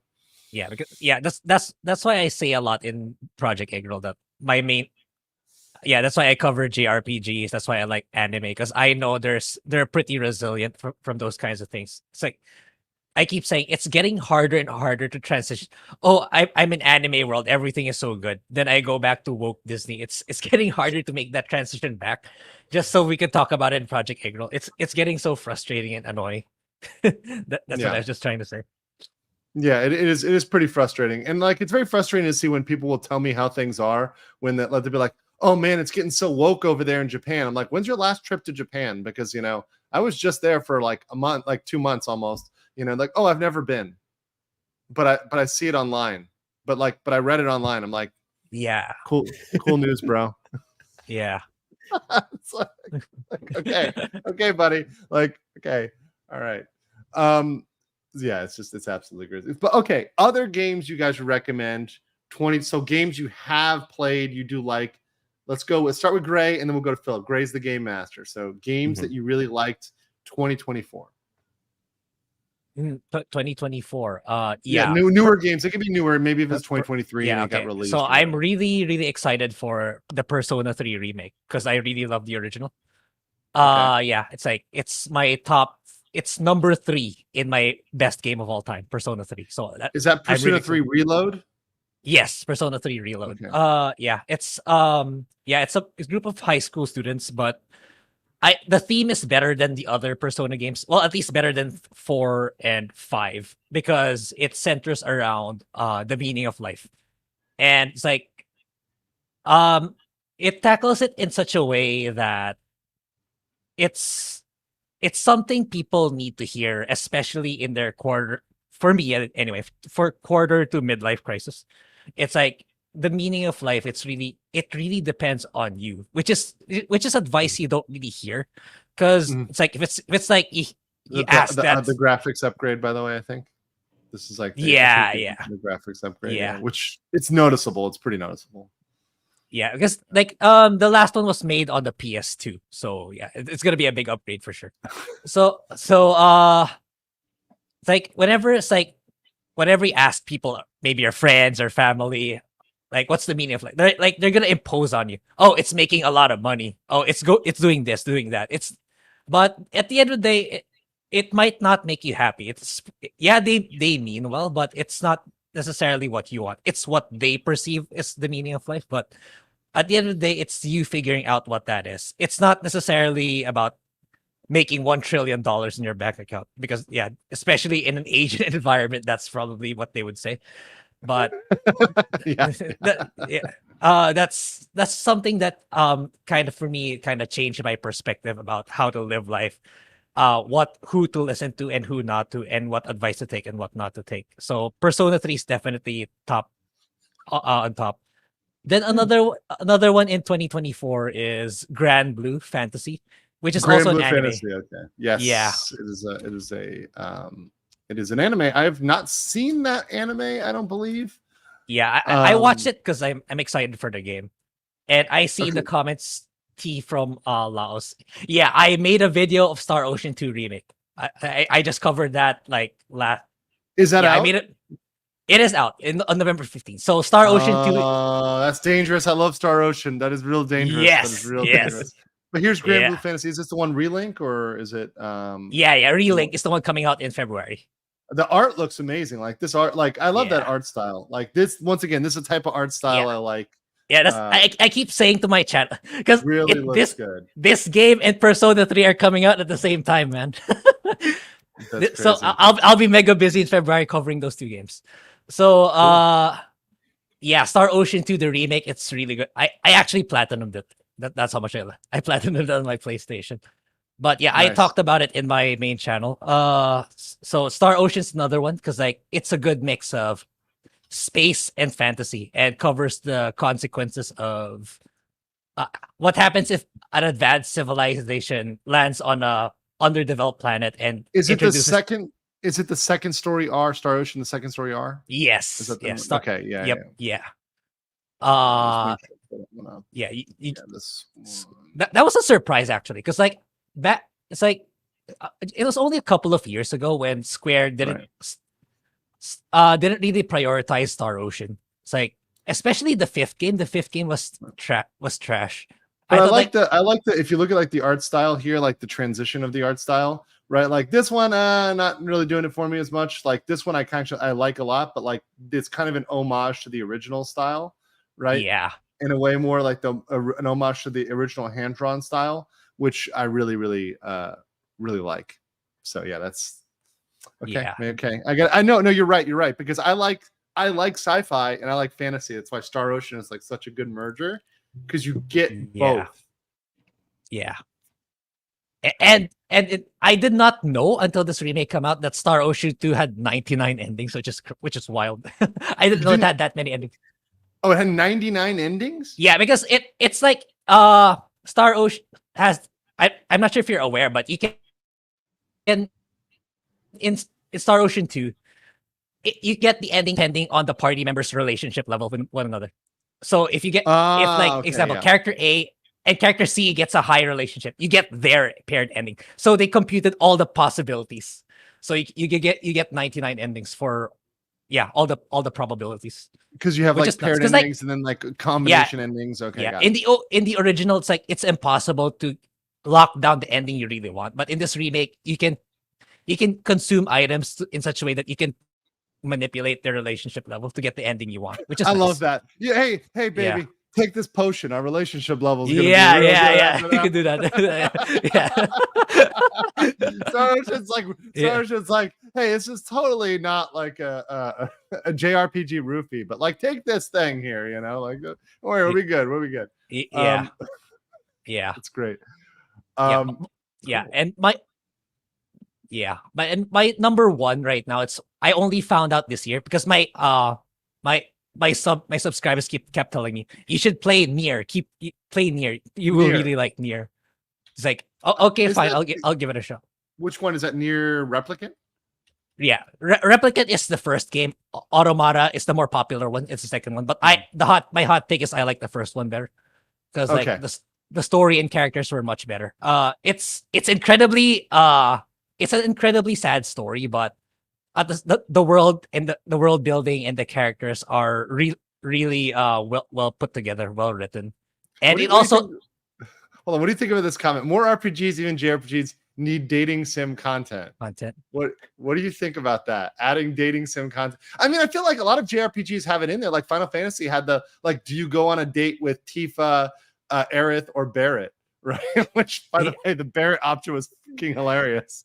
But yeah, Persona has that. Persona has that. The modern a lot ones, of them anyway. have it. A lot of them have it. Like, or at least like you said, like where there's an ending where it's like a paired ending where like, who do you use in your party more? Which option do you select? I think that's in a lot of JRPGs. Yeah, Star Ocean, I can consider has it. Like example, like Star Ocean 2. I consider the canon ending with the two main characters, Claude and Reina. Then in Star Ocean 5, I think one of the characters you get is like the great grandson. Then in Star Ocean 6, you get to play as that grandson's daughter. So it connects with one another. Right. So it's like if it doesn't make sense that you play it through the first time, you don't pair the main two, and then you're suddenly playing as the main two's daughter in the next game. But yeah. No, I get it. Yeah, but I mean, I like the. I mean, it's a cool element when you add like the main mechanic plus there's another mechanic. That's why I like the battle mechanic, or like, even dating sim mechanic. It adds a separate mechanic that you can play within the game. So there's multiple games within the game, right? It's like the chocobo racing within Final Fantasy as well. I'll go back to that. Like anything else you can play that is another game within the game is super fun, especially if you make it good.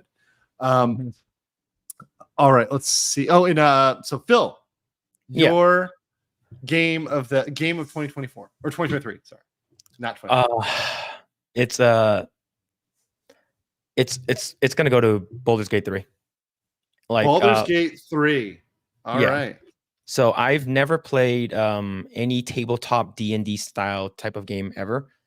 And one of my close friends like, you gotta play it. There's like 200 different endings. I'm like, come on, just play it. It's only $60. I'm like, all right. I played it, and it's surprisingly one of my favorite games of the year. And of course, there is the dating sim, but it's a little bit like everyone's super thirsty for the main character, other than the girls that you want, right? But other than that, like that the game surprised me. Story is really good, and what's it called again? The amount of customability, and it's like the options that you get to do as a player. It's like, okay, can I attack the bartender just because like he didn't agree with what I said? Like, can you attack and kill the bartender? It's like, yeah, you can. You can do whatever you want, right? So I think the ability to do whatever you want in that game, and the amount of story, like GTA almost. Like if you want to just go up and like, there's a random bystander, I'm just gonna run them over. Not that you should emulate this in real life, legal, financial, medical disclaimer, whatever. But like, you can do that, and that's how D&D is, right? Like, and I know you didn't play D&D, but like, you can do that. I mean, if you want to just like randomly attack a dude, you can do that. Usually it's not a good idea, right? Because if you start randomly attacking people, there's going to be like a series of consequences like going down from that. But you can if you want to. Yeah, it's crazy. It's like one of the simple ones is there was I think like a dwarf or a gnome that's tied up to a windmill. And then you're like, should you free it or should you break the mechanics? I'm like, I was like, what happens if I break it? So what happens? The windmill starts going faster, and it literally flings the dwarf, and he ends up dying. So I'm like, whoops. So it's like the options in that game. It's like they thought of everything. Like one of them is like there's animal speak, and you can talk to squirrels. And one of them is like, so I didn't do this, but I've seen this before. One of them is like, okay, the squirrel like bit your toe or something like that. The squirrel disagreed with what you said, is because it didn't like you. And one of the options, kick the squirrel. So I was like, okay, I'm gonna kick the squirrel, and then kick the squirrel into the tree, and the squirrel explodes. I'm like, Yeah. Oh no. So it's it's Oh, crazy. savage. That is pretty savage. That is pretty Yeah. savage. But yeah, the amount, like I didn't know that I was gonna spend 135 hours playing that game, and I played the game 3 times through. So it's Right.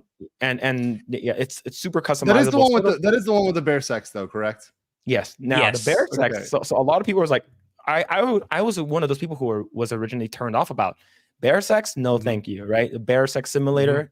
I'm gonna pass. You're out. You're out. Yeah. Yeah, and then I heard that it's like you really have to go out of your way to romance one of the characters that, as a man, as a straight man, I'm never gonna romance this character, right? So so like I'm not gonna romance the druid. So it's like, and it's optional. It's not like you have to like romance that character. So it's overall, it's not forced into the plot. It's not forced in there, but it's left as an option. Yes. Okay, so they gave the furries an option. Okay, they gave some optionality. Yeah. Okay. All right. But It's like that. That's one where I'm yeah. like, I'll give that a pass. I'll give that part a pass. Okay. But in terms of games I'm really anticipating, Final Fantasy VII Rebirth is one of them. Rebirth for sure. When does Rebirth come out again? End of February 29th. Okay. Greg said that very distinct. It's like end of February. So it's coming out at the end of February, and I'm one of those, like I bought the collector's edition. Ironically, on 29th because it's a leap year. Mm-hmm. Yeah. What weirdos? What freaking weirdos? I love it. And I bought the collector's edition with the Sephiroth statue, and then I'm like, okay, I'm gonna wait for it to come. But you guys are doing it on PS5, right? You're playing on PS5. Yeah. Okay. Yeah. So the reason why I think it's gonna, I'm gonna spend probably like a month just in what's it called again? Gold Saucer. Like all the amount of mini games that you can do. You can do the motorcycle, chocobo race, boxing, basketball. That you can go do the battle arena. Yeah. It's gonna be insane. In the original game, I remember as a kid in the original game when there was the gold saucer and those you remember the graphics. If you go back to graphics, like you'd be shocked, like looking at it for 2023 eyes at what we were entertained by back then. But when I was playing that as a kid, I spent just hours at the Golden Saucer just playing those games, like in the original game. So I'm like, if I was playing those with bad graphics in the original game, yeah, I'm going to be playing the motorcycle game. I'm going to be playing like the boxing game, the chocobo racing for sure. Now I don't have a PS5, so I might just end up waiting till it gets released on non-PS5. But that said, yeah, I'm definitely looking forward to seeing that. That hit. I would say that and another game I'm really looking forward to. They haven't announced the official release date. Is Hades 2. Hades 2. Okay, Yeah. What type of game is that? It is a roguelike game, and it's sort of like how would you say, like an ARPG angle, sort of like Diablo. Roguelike. Yeah, Diablo-like angle. Yeah, and let me pull up the art here. It looks very interesting style of art, like kind of a little bit computer generated. The first game is on sale right now, so if also I recommend getting it. The first game. Is it like linked in terms of the plot? Yeah. Like if you okay. Yeah. So the second one I believe is Zagreus, Zagreus's daughter. So this is all based off of Greek mythology. So if you like Greek mythology, this is up your alley. I love Greek mythology. So and I've never really that's my first roguelike game I've ever played, and I'm like, this is amazing. And the replayability is good, and I'm looking forward to the second one. I just hope that it's not woke, since you're going to be I'm not saying that if the main character's daughter is going to be woke, but I hope they don't make it woke. That's the only thing. Is the developers linked with Sweet Baby Inc? That's the question. Is Supermassive Games linked with Sweet Baby? Yeah, and that can ruin it. That's why a lot of games, what I do is I wait for reviews, but I look at a number of reviews, especially if it's something I'm really interested in. Like, so I see, okay, are people I trust, right? Which is why, channels like yours and other channels have a lot of value to follow and get on there. And by the way, guys, go follow Project Eggroll right now if you've liked what we're talking about, like JRPGs, anime stuff. But that's why I wait for people who have reviews I trust. And I listen to like 3 or 4 reviews on something before I go commit hundreds of hours to playing a game, right? Or before I commit to spending money or whatever for watching a movie, right? I make sure that it's something that's good, that it's got a lot of recommendations. I even have to do that with anime because my time is limited. I can't watch every single anime, right? So I wait for people to tell me what's good, and then I end up watching what's good, right? That ends up being my go-to there. So yeah, no, I think that with games is the same thing. So I'll see. I'll check it out. If Hades 1 though is not woke. No. No. Okay. No. There are woke stuff in there, but that you have to look for it. You have to find it, right? Yeah. So like you can romance another guy. Right, like well, you can, that's also that's canon. The people get too sensitive with the woke stuff, but like, guys, for real, back in ancient Greece, like look up the history. There was some stuff going on. Just saying, not saying. I'm just saying. Just look it up. Look it up. It's in the history. So, yeah, that's probably not too far off. All right.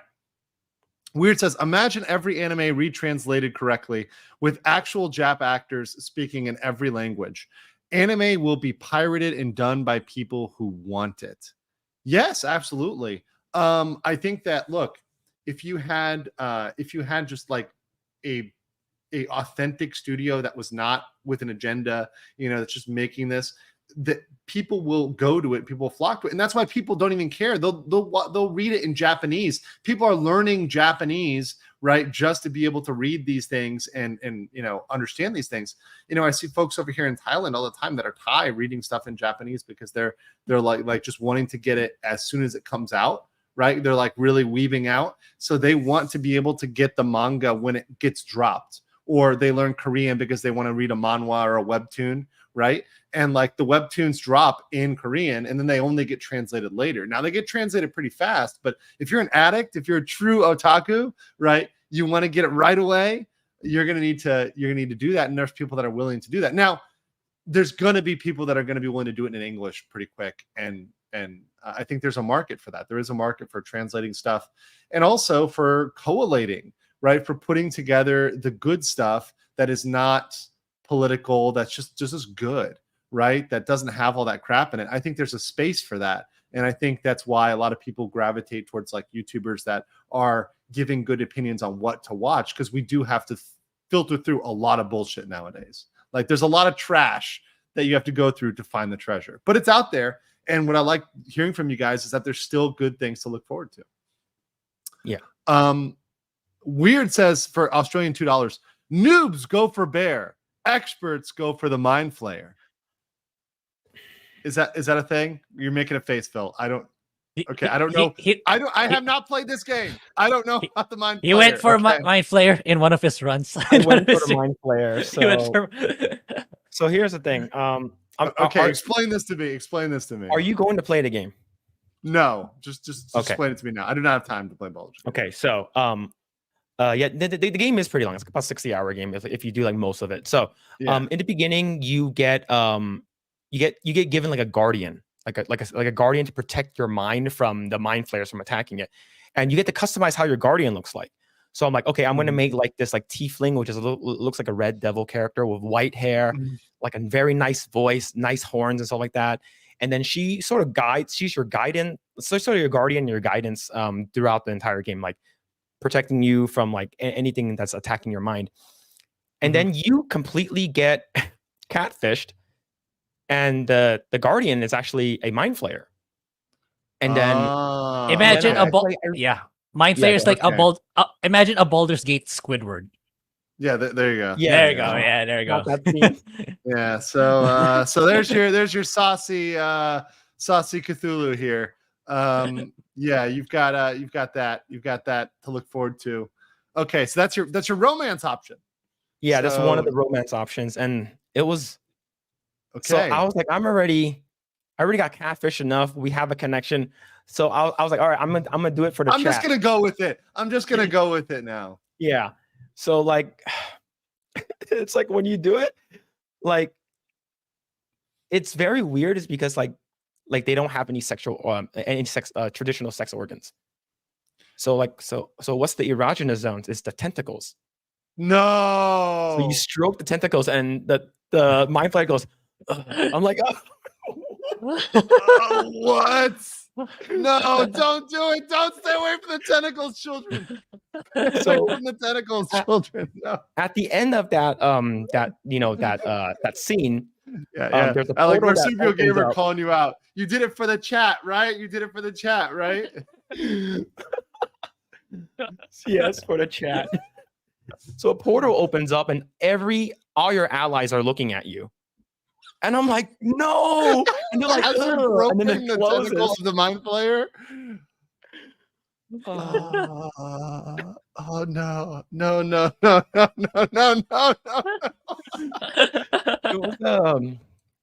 It was not a good day. It was not a good day. That's pretty. It's because after that scene, when you talk to them, they ask you, so you really slept with the mind flayer. They actually talk to you about it. I'm like, why? Stop. I don't want to talk about it anymore. But yeah, it's oh my god, that's a funny scene. That's great. That's actually really great. I love that.